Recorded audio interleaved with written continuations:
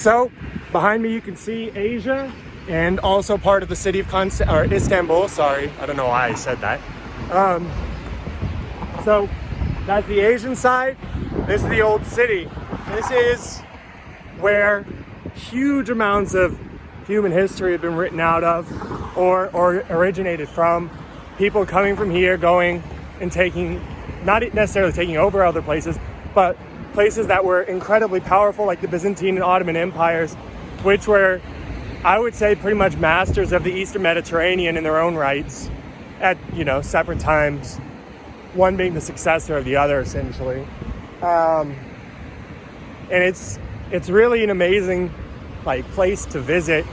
If you're really into history like I am, then seeing this city, it's a lot different experience than seeing a lot of places you'll see in the old world. Don't get me wrong, there's lots of history, if you know what kind of history and you like certain kinds of history, all over the New World, in Mexico, the United States, and so on. Maybe not so much in Canada. But here, right there behind me, that's the Hagia Sophia. Literally a 10-minute walk from where I was staying, directly next to the coast, and then surrounded by the ancient wall. Yeah, I guess they are ancient walls, right? That the city was, were built around the city. I was going to say the city was built around, which kind of is the case. If you look up the history of the walls here, you'll see that the original walls were confined to a pretty small area on this little peninsula. But as the city just exploded in population, they ended up moving into a new set of walls. There might be multiple than just the ones that I'm talking about, which is the oldest probably, and then maybe the newest out there, which are really big, and I could be wrong, and I probably am. I think they're the Theodosian walls, the further out ones, the really, really big ones.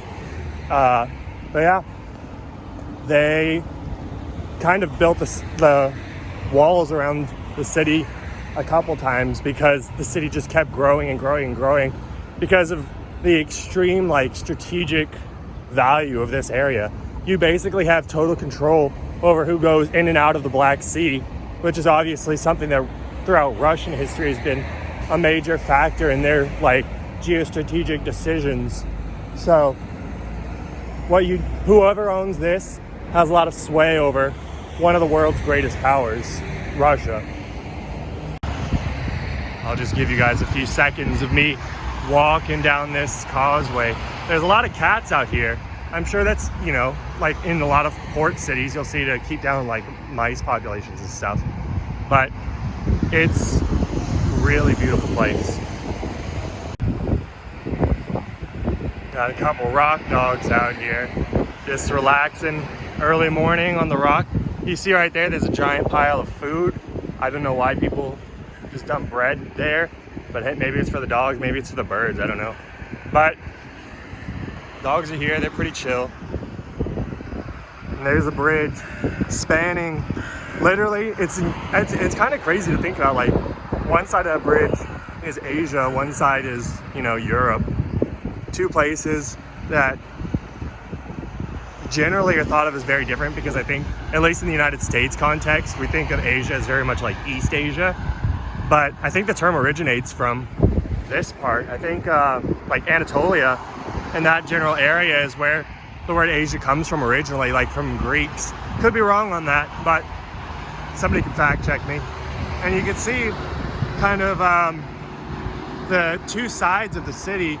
From off to my left, you see the walls still right next to me. And then out there, you see this giant, sprawling metropolis with giant skyscrapers. You can see it on the Asia side too. You can see the skyscrapers. I think these ones are definitely the core city is over there. That's where all the big buildings are at. And I'm sure it has a lot of its own charm just being right there. I probably won't be going over there today because I've only got about 24 hours here in Istanbul. So I'm gonna basically be focusing on just some of the history stuff. Up here I got a fire going. I don't know if that's a homeless camp. I'm not gonna video when I get too much closer because if it is homeless people, I'm sure they wouldn't like me fucking waving a phone around in their face videoing them. But here it is. There's some really cool looking seabirds out here. Obviously they're different than the ones I'm used to seeing because it's just, you know, opposite ends of the world, but there's seagulls, the ever reliable seagull.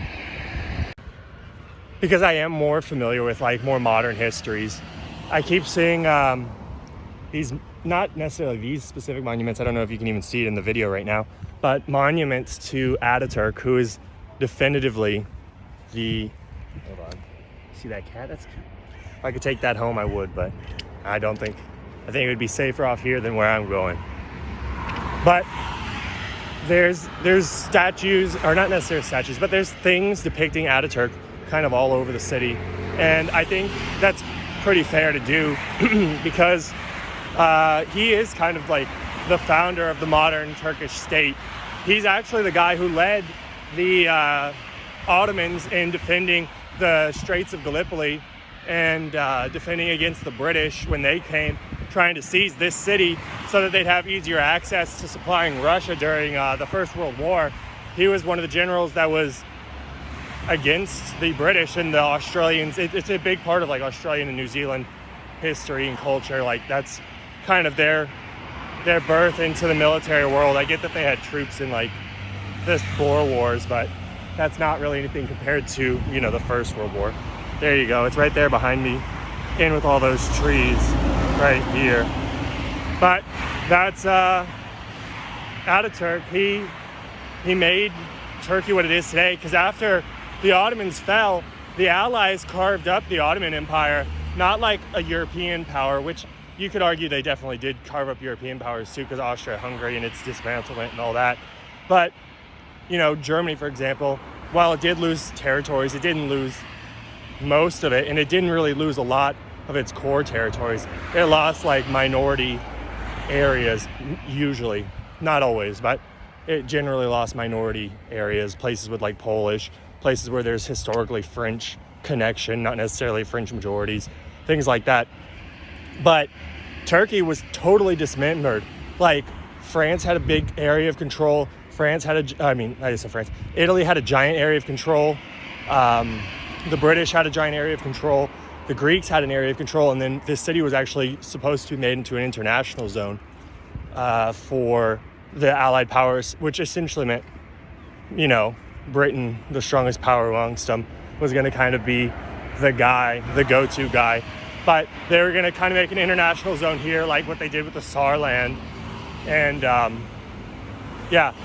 the Mustafa Kemal Ataturk, he ended up, you know, rallying the Turkish people, saying, you know, we can't take this, like this isn't something we should be cool with.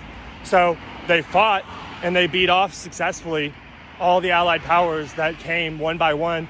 They went after him, pushed him out, went after him, pushed him out, went after him, pushed him out, until they had taken back what is the modern borders of Turkey, minus one area that they got from France later on, which was part of Syria, and like now Syria claims it, so there's like some contention there, but I'm not going to get into all that. I couldn't honestly tell you if this is damage that's historical in nature or if this is more modern, like erosion and breaking down of stuff, but this is something. Maybe this is like a place that the walls were breached by Ottomans, maybe some place where it was torn down by Crusaders. I really have no idea. But one thing that's kind of interesting that I can see here, sorry I'm going to yell a little bit because I don't know if I'm going to see this anywhere else, you can actually see the little walkways inside of the wall, showing that there's like hollow areas where people can travel more safely inside of the walls themselves. That's at least what it looks like. Also, I think earlier when I showed you guys what I thought was the Hagia Sophia, I think that was a mosque, which the Hagia Sophia is a mosque now also, but I think it was a different one. I think I see it at the top of the hill over there to my left, which you can't see anymore because of the wall. But I'm gonna start making my way up there, see if I can get there today. They said it opens at 9, it's like 8:20. So hopefully by the time I get there, things just work out. Something else that's really cool that I've been seeing as I've been walking around is there's lots of giant Turkish flags, you know? This is a country that's big on promoting unity because there are minority groups that kind of have historically wanted independence, including like right now. Obviously, the Armenians are more of a historical wanting independence because the Turkish, you know, got rid of them. They sent them away or even killed them. I don't think that the country actually recognizes it as a genocide, but obviously it was. So yeah, there's giant flags out that way, and out that way. All right, I'm gonna play a little game with you guys. You guys are obviously gonna all cheat, or some of you will know. This guy, his name is Turgut Reis. I don't know Turkish, couldn't pronounce it right if I tried. There's no explanation, especially not in English, there's no explanation at all of who this guy is or his significance, but I'm gonna make a guess, and then if you guys wanna join me down in the comments, you can guess too, or you could look up the answers and just say it, or you could just look up the answers and lie and say you knew it. Any of the choices are all yours. So, based on the fact that he's got a globe next to him, I'm gonna say I think this guy is who is attributed, maybe generally, or maybe only in Turkey, I don't know, or maybe in the Muslim world even. I'm gonna say this is the guy who's attributed with discovering that the world is round rather than flat. Now, I'm not saying that it wasn't him, if like that's the general claim. It probably was, realistically, because I would assume, again, this is assumption, not any sort of base of knowledge, that this happened during like the Islamic Golden Age, when science and mathematics and all that was advancing very, very rapidly here in the Muslim world, which, you know, obviously this is, at the time, probably was one of the most significant parts of. So I'm going to assume this is the guy who probably discovered the world is round. So let me see your guys' guesses. Let's see what happens. Let's see how many other people were wrong or right. Hopefully I'm right. I have no idea, but let's see. So something I've noticed here, but I have no idea about, again, is a lot of the homeless and stray dogs that they have just kind of around all have tags on their ears. So I don't know if you guys can see that, but there's a green tag on that dog's ear. I don't know if the city is like doing like veterinary care for them, or if that's like to show that it's been like spayed or neutered or whatever, but they're tracking these dogs for some reason. Well, first impressions on entering the park. From the opposite side though, from where I couldn't get in the last video, this is pretty nice. I really like the patterns that they put out here, like out of shrubs, you know. It's very, very interesting. Let's see what else we'll see in here. This is what I was talking about earlier. This is more Ataturk stuff right here. Father of Turkey, father of the country. There, George Washington. I couldn't tell you what this book is. I'm gonna take a huge guess and say like maybe it's Quranic script. Then that's why it's constantly washing, so it's never dirty, because it's outside. But no clue. I just thought it looks cool, so came here to show you guys. So I'm about to re-enter the walls of the old city. You can see they got a little metro link in there, a little train. It's pretty cool for like how old it is. I'm sure in, you know, lots of European cities it's kind of like that too. But well, I went up a pretty steep hill to get here, but just looking at it right now, I definitely think this is all worth it. I've made it to the Hagia Sophia, and I'm going to show it to you guys in 1 second. But I want to show you this little outcropping building they have first, which again, I don't know if this is actual Turkish, like the old way of writing Turkish, or if this is Arabic, but this building looks very cool to me. But obviously, the star of the show here, the Hagia Sophia, massive, beautiful, extremely historic. So I'm gonna walk around, maybe get inside, maybe not, because it is used as a mosque now, from what I understand. But they do also still do history-related stuff here. There's a tour group right in front of me, actually, but I don't think that's gonna be in an English language that I can understand. Doesn't look like it would be. So let's take a look around. So even given all the current events going on right now, this area around the Hagia Sophia is obviously still very, very filled with people. And They told me the name of it, but I don't remember. There's a mosque that's actually across the street right there. I think that's a mosque. That's what they said. Maybe I'm at the mosque and that's the Hagia Sophia. Don't know for sure off the top of my head. Really, really nice though. Everything here is so nice. I definitely can't recommend coming to Istanbul specifically enough. I'm sure the rest of Turkey is really great. I've seen enough other people's videos to know for a fact it is, but this is really amazing. So walking around the square, obviously it's very beautiful. There's lots and lots to see. This is called Sultan Ahmet Square. I just looked it on the Google Maps, it was there. But this is a mosque that they built directly across from it. And it looks impressive in its own right. Obviously, this is much older, but this is very, very impressive too. And yeah, this city is just really grand, you know? That's probably the best way to explain it. Just looking around, you see so much history. Like I said, dozens of times by now. It's incredible. There's a little city map to help all you guys, just so you can see so many things are so close together right here. This is all a very small place. In this video alone so far, I've already walked pretty much this whole coastline and back up here with you guys. So, really nice. Where are you from? USA, where are you from? Turkey. Turkey, from here, Istanbul, or visiting? No, I just I live here, but I'm not from another village. Where are you from? I'm from Antalya. Antalya, okay. Do you know Cappadocia? Cappadocia? Yeah. Cappadocia. Yeah. I am from Cappadocia. Okay. What are you looking here? Oh, I was just looking at the map, just showing that everything's so close together. I didn't know. I thought this was gonna open at 9, but apparently it's 10. So. This one is the closed today. After 2:30 we open today because. Right here? Yeah, because today is Friday. Because of the prayer. Okay. Classy. That makes sense. For how many days you are here? Just one. I'm going to Poland. Are you a soldier? Something like. All right, I found another place. They've got a wall of dollars here, all the foreign currencies, and I just gave them a 500 naira note. It's gonna go up on the wall. So you guys come here? What's the name of your shop? Emirates. Emirates, right next to the Hagia Sophia. You guys want to come here?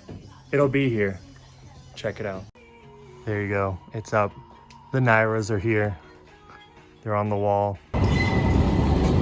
So they gave me a sales pitch on trying to sell me carpets, Turkish rugs. They were really nice, don't get me wrong. They were very, very fine, very good looking. But they were trying to get something like $2,000 carpets, which for right now, just because of the nature of my trip, I definitely don't think that's going to be something that I'm going to be buying anytime soon.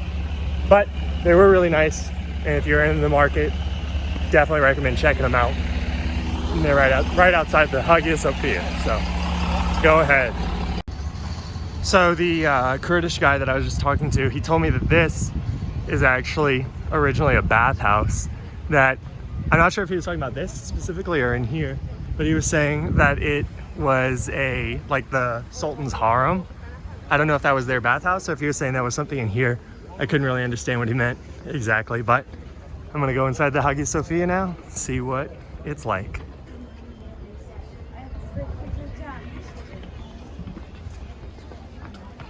They've just opened up their doors and it's already very, very crowded in here. I'll be honest, there's literally only one thing in here that I have interest in seeing. I want to see if I can talk to one of these guards and figure it out where it's at. Well, I have really bad news and it kind of bummed me out a lot. The thing that I'm the most interested in is there's actually very old runes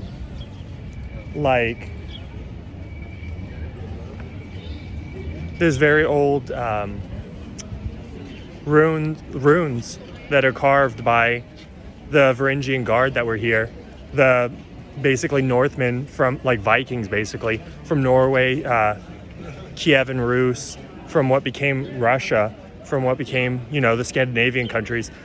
These people were hired as mercenaries, and they were like the elite bodyguard of the Byzantine Empire. And that one of them, while they were in here, they actually like carved their name was here to just because, I guess. And unfortunately, that area is closed off for restoration. Also, something else that's kind of interesting, because it's a mosque, I don't know if it's only during certain hours, but women have to keep their head covered. Men have to wear long pants. So that's interesting.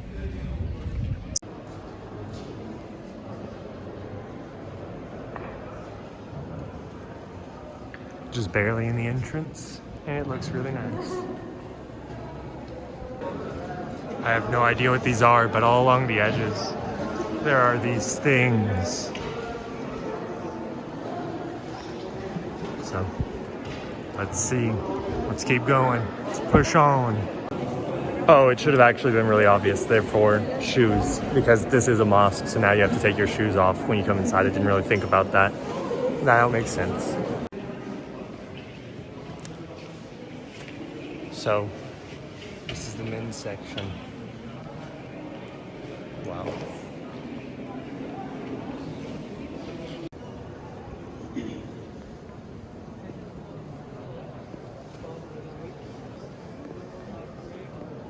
Pretty grandiose, I'd say.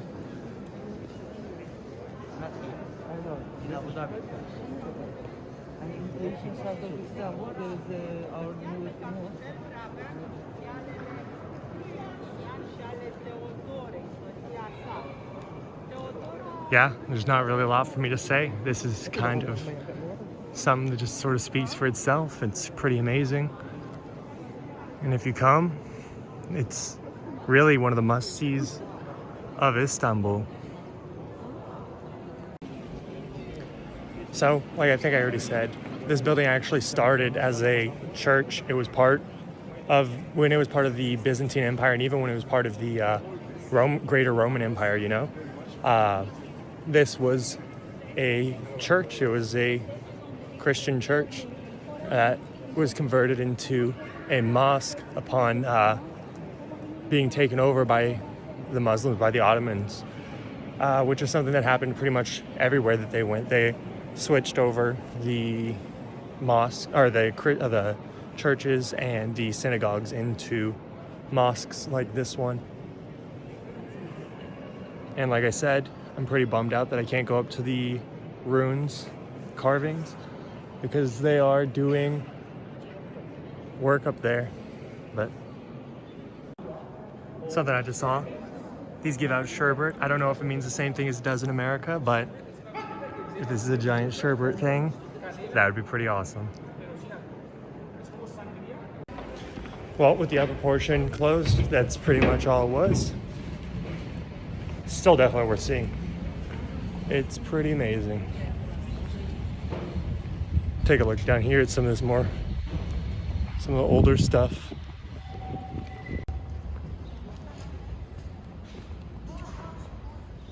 So you see down there some of the carvings. That looks more, to me, at least those sheep, they look kind of like something you'd see in Rome, but I'm no, expert. So that might be like older Byzantine era stuff, even pre-split of the empire, between East and West. I have really no clue. But they have lots of old pieces here that they've brought up. In my never-ending bid to fit in everywhere I go, I've gotten myself a fez. They just called it Ottoman hat, but I think in English it's pretty much universally known as a fez. So I've got this now. Now I fully look ridiculous. It's time to go strut around town looking like this. I don't know if these are ravens or crows, but they're pretty gray, which is cool, because in the US they're all pretty much just solid black. So these ones look different. Could be wrong, but I assume this used to be filled with water. Maybe. As like a moat around the edge of this. I couldn't say, because obviously the water itself is only right there. but that would make it a lot more difficult if ships couldn't pull straight up to it, you know? But I have no clue. Like most things here, I have no clue. So I couldn't tell you what this one specifically behind me is, but all over the city they have these. I think they've all pretty much are mosques at this point, but I don't know if they're Greek origin or Ottoman, but these things are everywhere. Everywhere you go in the city, you'll see these.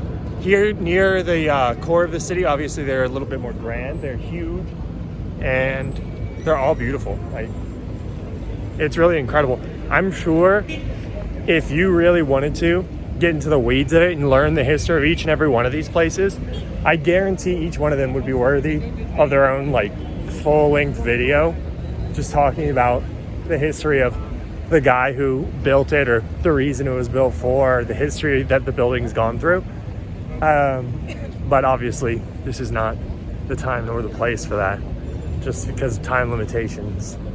But we soldier on. Well, on my way to my final destination, I stumbled into all this.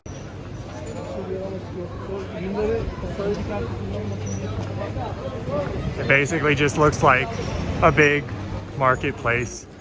Like you'll see lots of other places, but very clean. So that's good. It's very busy. I'm sure it gets much busier, but this is probably not a good, it's probably been a little bit of an off time for them in the last few years.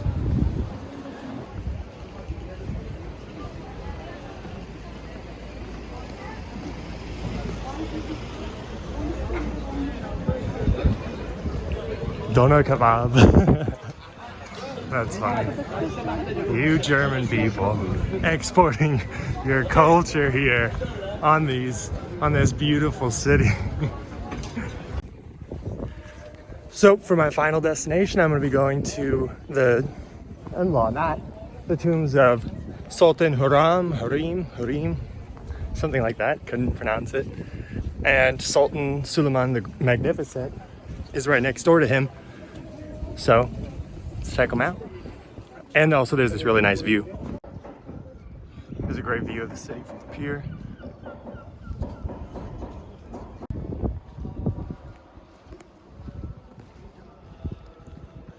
So because today is Friday, it's the Muslim day it's like their holy day. They're praying and stuff in all these places. So unfortunately I won't be able to go into most of them, but still I can show you. This is the basic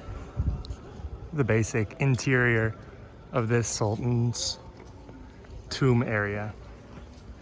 I don't know where his tomb's actually at. I assume it's inside somewhere, but very magnificent. Even on the inside, everything is super ornate, very, very beautiful. Definitely one of the highlights, I'd say, of the city actually, just because there's such a nice view up here. It'd be really nice to get into the top of one of these minarets, but I don't think I'm gonna get as much luck as I did in Nigeria with that. Actually, it's kind of hard to tell, but I think this actually might be the tomb of Suleiman the Magnificent, which would make sense because this is pretty magnificent, if I do say so myself.